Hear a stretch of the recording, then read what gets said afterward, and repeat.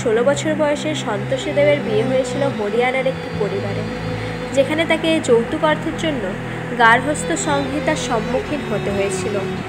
মুখ বুজে অত্যাচার সহ্য না করে তিনি তার শ্বশুরবাড়ি ছেড়ে ওড়িশায় তার গ্রামে ফিরে আসেন, কিন্তু সেখানেও তাকে তার নিজের সম্প্রদায়ের কাছ থেকে অপমানিত হতে হয়। একটি উন্নত জীবন গড়ার জন্য সংকল্পবদ্ধ সন্তোষী এরপর তামিলনাড়ুতে চলে আসেন। সেখানে একটি স্পিনিং মিলে কাজ নেন এবং 2012 সালে তার মেয়ের জন্ম দেন। চেন্নাইতে একজন মহিলা অটোরিকশা চালকের দ্বারা অনুপ্রাণিত হয়ে তিনি সিদ্ধান্ত নেন যে তিনিও অটো চালানো শিখবেন। তারপর 2015 সালের মধ্যে কিনে নেন তার প্রথম অটোরিকশা। 2017 সালে সন্তোষী ভুবনেশ্বরে ফিরে আসেন। তিনি তার মেয়েকে একটি সরকারি স্কুলে ভর্তি করেন এবং অটোরিকশা চালাতে থাকেন, কিন্তু তার স্বপ্ন ছিল এর চেয়েও বড়।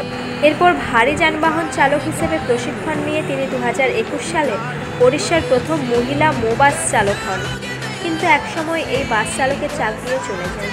কিন্তু সন্তোষীর দৃঢ়তা তখনও অটুট।